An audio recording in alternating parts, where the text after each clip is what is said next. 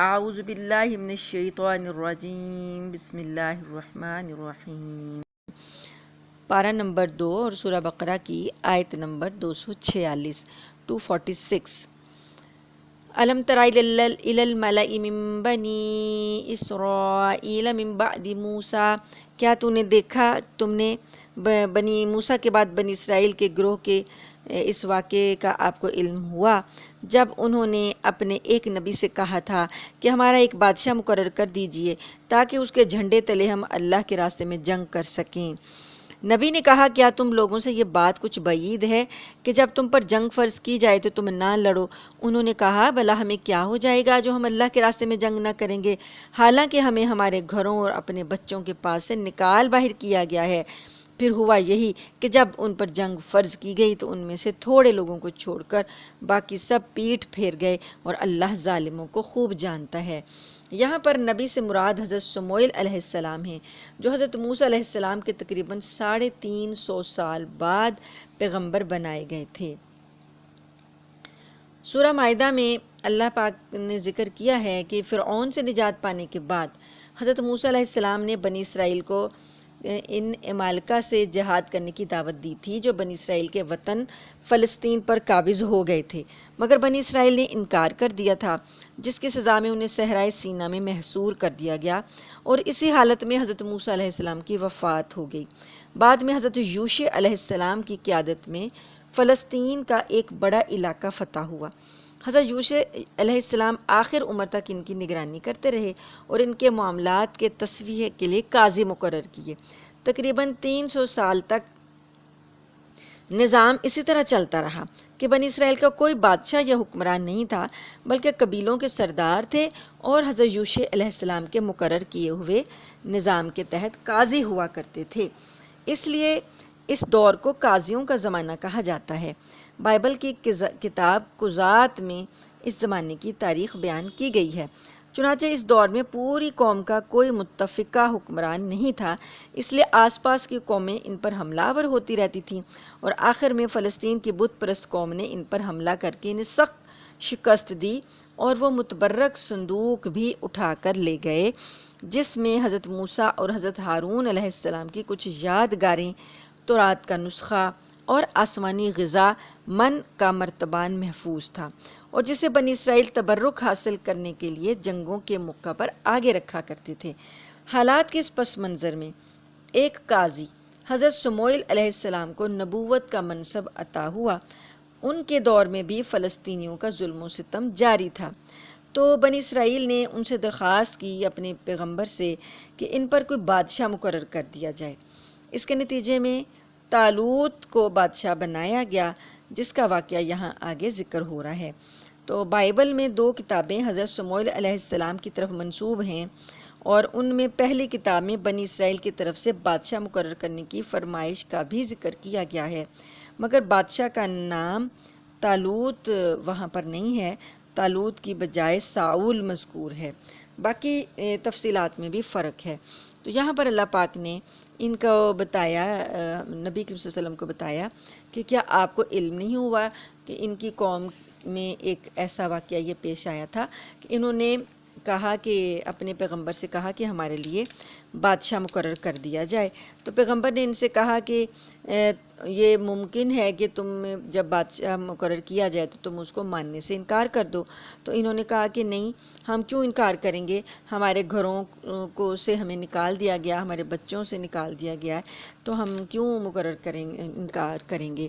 ہمیں بادشاہ مقرر آپ کر دیں تاکہ ہم اس کی سرکردگی میں جنگ کریں، اور جنگ کے بعد پھر ہم اپنے علاقے بھی آزاد کروائیں اور اپنے بچوں کو بھی آزاد کروائیں۔ تو اس وقت پھر ان کے نبی نے کہا وَقَالَ لَهُمْ نَبِيُّهُمْ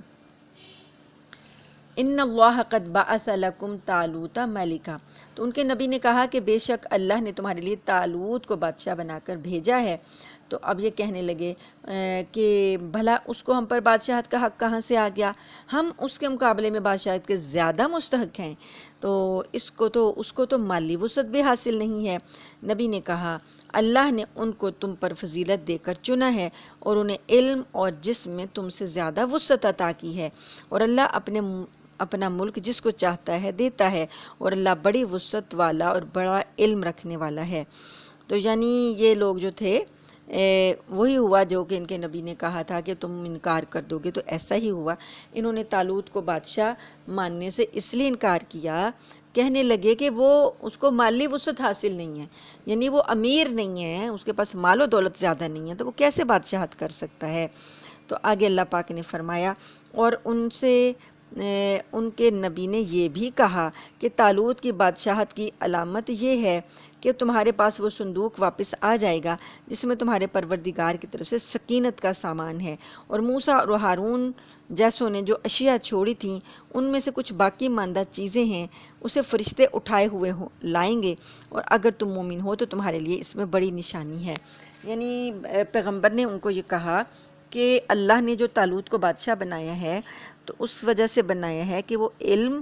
اور جسم میں تم سے زیادہ ہیں، یعنی ان کے پاس علم ہے اور وہ صحت مند ہیں اور طاقتور ہیں، تو اس لیے وہ بادشاہی کا حق رکھتے ہیں۔ اب انہوں نے کہا کہ پھر ہمارے لیے کوئی نشانی بنا دو، ہمیں پتہ چلے کہ واقعی اللہ نے طالوت کو ہم پر بادشاہ بنا دیا۔ تو پھر ان کے نبی نے کہا کہ ان کی بادشاہت کی نشانی یہ ہے کہ تمہارے پاس وہ تابوت سکینہ آ جائے گا جو کہ دشمن قوم تم سے چھین کر لے گئی ہے، تو وہ تابوت سکینہ جو ہے وہ آئے گا، تو وہ جس کے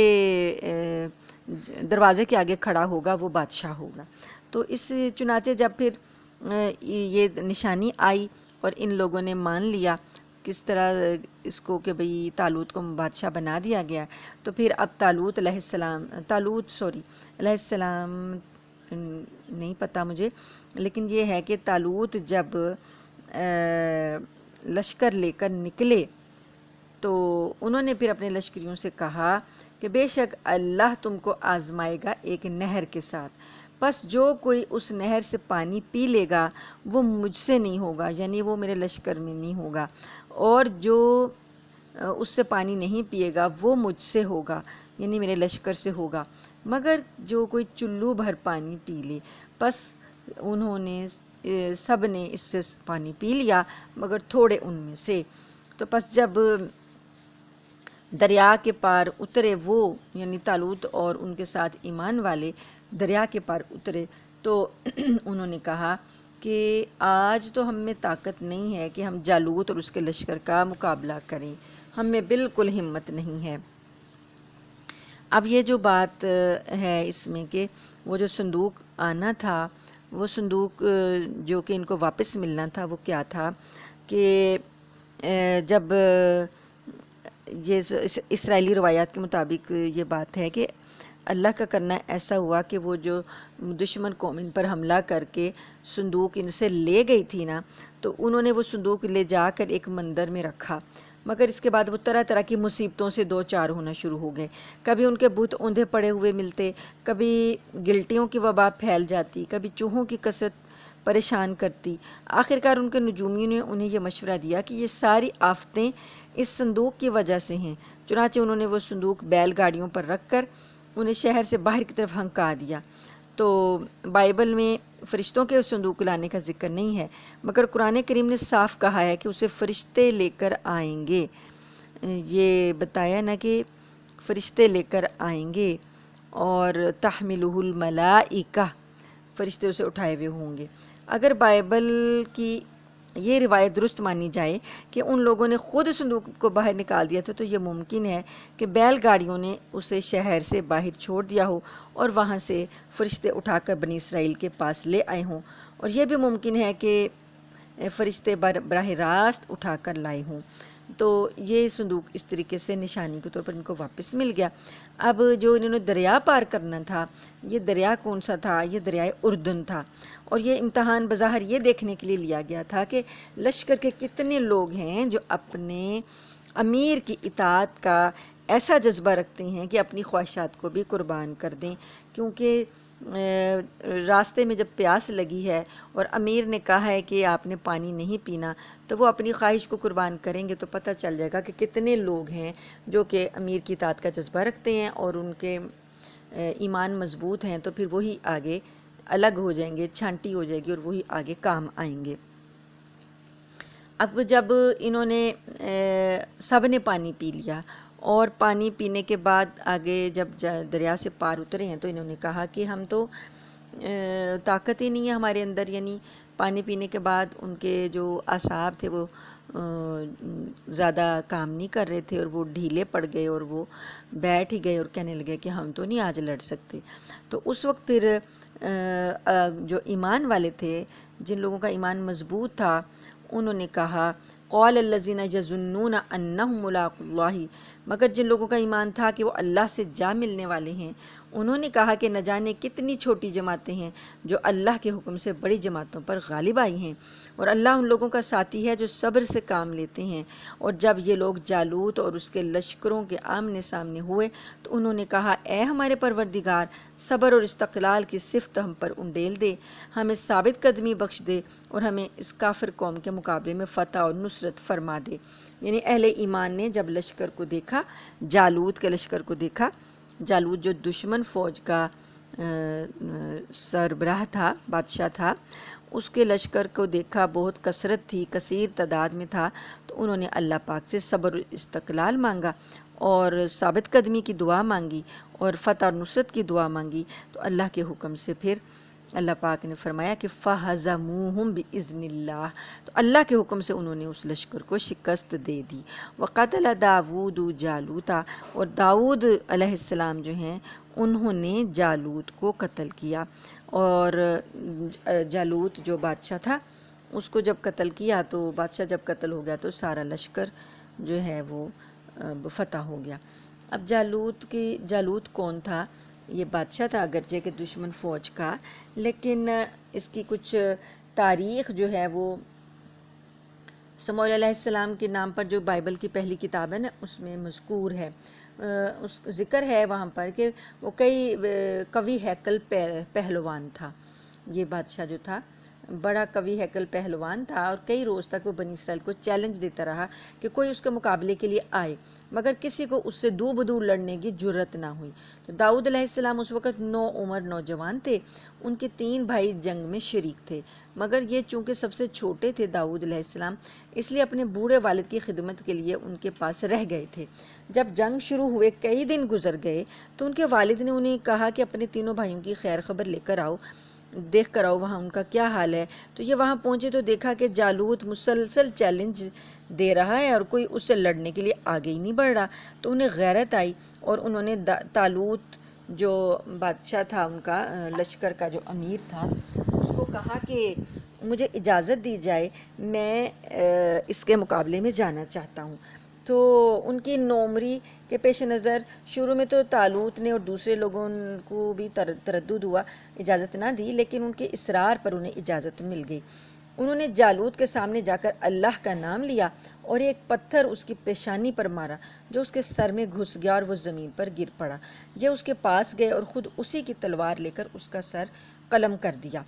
تو یہاں تک جو ہے نا کا جو بیان ہے نا یہ بائبل کا اور قرآن کریم کا ملتا ہے کہ داؤد علیہ السلام نے ان کو قتل کر دیا۔ لیکن اس کے بعد بائبل میں یہ کہا گیا ہے کہ طالوت یعنی جو ساول تھا وہ داؤد علیہ السلام کی مقبولیت سے اسے حسد ہو گیا تھا۔ تو بعض باتیں ایسی ناقابل یقین جو ہے نا بائبل میں ذکر کی گئی ہیں۔ بہرحال ان داستانوں سے ہمارا کوئی تعلق نہیں ہے، لیکن یہ ہے کہ حضرت داؤد علیہ السلام کے اس کارنامے نے انہیں ایسی مقبولیت عطا کی کہ بعد میں وہ پھر بنی اسرائیل کے بادشاہ بھی بنے، اور اللہ تعالیٰ نے انہیں نبوت سے بھی سرفراز فرمایا، اور ان کے ذریعے پہلی بار ایسا ہوا کہ نبوت اور بادشاہت ایک ہی ذات میں جمع ہو گئیں۔ اللہ پاک فرماتے ہیں کہ اگر اللہ تعالیٰ لوگوں کو ایک دوسرے کے ذریعے دفاع نہ کرے تو زمین میں فساد پھیل جائے، لیکن اللہ تمام جہانوں پر بڑا فضل فرمانے والا ہے۔ یہ اللہ کی آیات ہیں جو ہم آپ کے سامنے ٹھیک ٹھیک پڑھ کر سناتے ہیں، اور آپ بے شک ان پیغمبروں میں سے ہیں جو رسول بنا کر بھیجے گئے ہیں۔ آگے آیت نمبر آگے تیسرا پارہ شروع ہو